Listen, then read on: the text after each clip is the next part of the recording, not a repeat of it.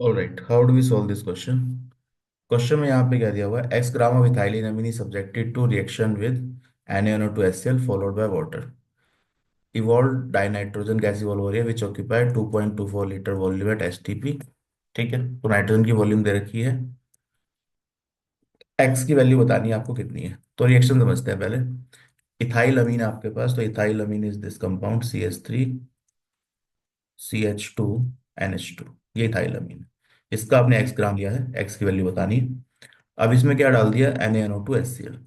तो NaNO2 जो HCl जब हम डाल रहे हैं, तो you are getting CH3CH2N2 plus and Cl minus.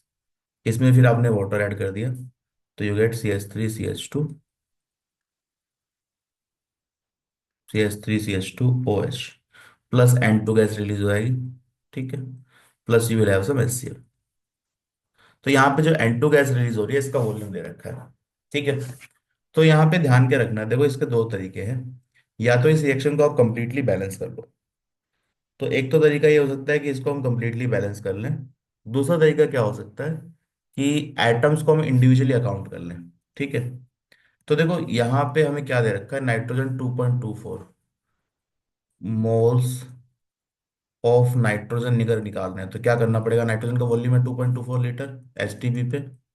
एक मोल का वॉल्यूम कितना होता है, 22.4। तो यहाँ से मोल्स ऑफ नाइट्रोजन आ जाएंगे, दिस विल बी 0.1 मोल। ठीक है, तो 0.1 मोल नाइट्रोजन आपके पास आ गया। अब क्वेश्चन ये है कि अगर ये 0.1 मोल है, तो यहाँ पे ये मॉलिक्यूल कितना रहा होगा। तो देखो जो नाइट्रोजन में, N2 में जो नाइट्रोजन है वो कहाँ कहाँ से आ रहा है। एक तो नाइट्रोजन एटम यहाँ पर है, और एक नाइट्रोजन एटम यहाँ से आ रहा है। तो ये दो मिलके यहाँ दो नाइट्रोजन बना रहे हैं, तो एटम्स को अकाउंट कर रहे हैं हम। ठीक है, तो ये जो दो नाइट्रोजन है, एक आ रहा है यहाँ से और एक आ रहा है यहाँ से। दैट मीन्स अगर ये 0.1 मोल है, तो एटम्स ऑफ N कितने होंगे, number of atoms of nitrogen, that will be 0.2। दो नाइट्रोजन है इसमें, तो 0.2। तो 0.2 में से 0.1 तो यहाँ से आया होगा, और 0.1 जो नाइट्रोजन है वो यहाँ से आया होगा, दोनों इक्वल आए होंगे। ठीक है, तो यहाँ पे नाइट्रोजन के मोल कितने हो गए, 0.1। अगर नाइट्रोजन के 0.1 मोल है, तो एक मोल में एक मोल नाइट्रोजन है, एक मोलिक्यूल है, वन मोलिक्यूल है वन नाइट्रोजन। तो 0.1 मोल अगर नाइट्रोजन है, तो इसके मोल कितने होंगे, 0.1 मोल। ठीक है, तो मोल्स ऑफ दिस इथाइल अमीन आ गया आपके पास, इथाइल अमीन के मोल्स आ गए। तो बेसिकली हम एटम्स को काउंट कर रहे हैं बिना रिएक्शन बैलेंस करे। तो you have moles of ethyl amine, moles of ethyl amine कितना हो गया, दिस इज 0.1 मोल। तो अब मास निकाल लेते हैं, मास कितना आ रहा है इसका, मोलर मास कुछ गिवन है क्या, मोलर मास कैलकुलेट कर लो। ठीक है, तो मोलर मास इसका आएगा 45। Molar mass is 45। तो मास ऑफ इथाइल अमीन कितना आ जाएगा, ethyl amine will be 0.1 × 45, that is 4.5 gram. ठीक है, 4.5 ग्राम है। अब ये जो 4.5 ग्राम है, तो इसको हम कैसे मेंशन करना है क्वेश्चन में, देखो 10⁻⁻1 की टर्म्स में करना है। तो we can write it as 45 × 10⁻⁻1 gram. ठीक है, तो यहाँ पे ये वैल्यू आ गई 45। तो this is your answer, 45 x gram. ठीक है, तो एक्स ग्राम 4.5 है, तो 45 × 10⁻⁻1। तो करेक्ट आंसर इज 45। तो यहाँ पे देखो एटम्स को अकाउंट करना पड़ेगा आपको अगर बैलेंस नहीं करना है तो हम क्या बोल रहे हैं कि अगर ये 0.1 मोल नाइट्रोजन है, तो इसमें नाइट्रोजन के एटम 0.2 है।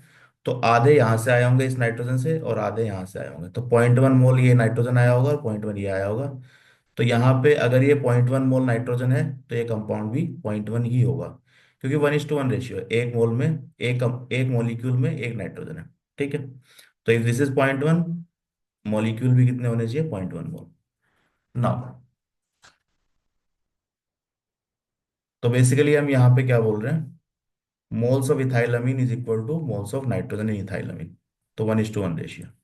दूसरा तरीका क्या हो सकता है कि इसको आप बैलेंस कर लो रिएक्शन को। अब बैलेंस करने के लिए ऑब्वियसली सारी चीजें अकाउंट करनी पड़ेंगी। तो we can also balance this reaction. For example आप ले लीजिए CH3CH2NH2। Na NO2, ठीक है। और हमने क्या ले लिया, HCl। इससे क्या बन रहा है, CH3 CH2 N2 plus and Cl minus, plus you will have some water, and अब ये पता होना चाहिए आपको प्रोडक्ट क्या बन रहा है बैलेंस करने के लिए, and you will have some NaCl।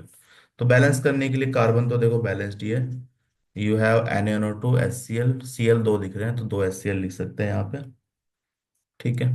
Oxygen account कर लो, तो we have 2 oxygen, so and we have 2 hydrogen, hydrogen यहाँ पे 2 हो रहे हैं तो ये भी चले गए, 4 हाइड्रोजन, 4 हाइड्रोजन अकाउंट करने हैं, तो we have to add 2H2। So this is the balance reaction, ठीक है। चेक कर लेंगे इसको बैलेंस है या नहीं। अब यहाँ पे देखो, अब फिर किससे इसकी रिएक्शन हुई है, वाटर से। तो ये have CH3 CH2 N2 plus Cl minus plus water, तो what do you get CH3 CH2 OH plus N2 plus HCl। अब ये देख लेना रिएक्शन बैलेंस्ड है क्या, तो दिस इज बैलेंस्ड। तो यहाँ पे देखो N2 के मोल कितने आए थे, दिस वाज 0.1 मोल, ये ऑलरेडी हम कैलकुलेट कर चुके हैं, दिस वाज 0.1 मोल, ठीक है। अब रिएक्शन बैलेंस्ड है और डायरेक्ट स्टोइशियोमेट्री, यहाँ पे 1 मोल अगर N2 होता तो ये 1 मोल बनता, 1:1 का रेशियो है, तो दिस शुड बी 0.1 मोल, अगर ये 0.1 है तो 0.1, सो दिस इज 0.1 मोल। तो अगर ये 0.1 है तो 1:1 का रेशियो अगन, तो दिस हैज टू बी 0.1 मोल। और 0.1 मोल ही क्या रहा होगा, NaNO2। NaNO2 हमसे पूछा नहीं है वैसे, तो इसके मोल आ गए। तो mass of CH3 CH2 NH2 will be equal to 0.1 mole into 45, that is 4.5 gram. तो ये आपकी एक्स की वैल्यू आ गई, ठीक है। तो बैलेंस भी कर सकते हैं या फिर नाइट्रोजन को अकाउंट कर लो, बात सेम ही है। यहाँ से भी सेम ही आंसर है, देखो ये 0.1 है, ये भी 0.1 है, वो यहाँ से भी आ रहा है। तो either you account the atoms, कौन एटम कहाँ से आ रहा है, तो इसमें 2 नाइट्रोजन है, तो एक नाइट्रोजन इस कंपाउंड से आ रहा है, एक इससे आ रहा है, तो आधा आधा हमें शिफ्ट करना पड़ेगा। तो 0.1 ये है, तो 0.2 नाइट्रोजन के एटम है, तो नाइट्रोजन के एटम 0.1 यहाँ से आए होंगे, 0.1 यहाँ से आए होंगे, ठीक है। So that's how you account the atoms. तो या तो एटम्स को अकाउंट कर लो कौन कहाँ से आ रहा है, या फिर रिएक्शन बैलेंस कर लो, तो what ever is the easy way. Generally organic reactions में सारे प्रोडक्ट लिखना पॉसिबल नहीं होता हमारे लिए, कभी कुछ भी हम भूल सकते हैं, तो जनरली ये मेथड ज़्यादा बेटर रहता है। पर अगर सारे प्रोडक्ट आपको पता है कौन क्या बन रहा है, तो you can also balance the reaction, ठीक है। दोनों में से कोई भी मेथड हम यूज़ कर सकते हैं, this is second method, balancing the reaction, and this is counting the atoms, ठीक है। दोनों में से कोई भी कर सकते हैं। तो करेक्ट आंसर इज 45।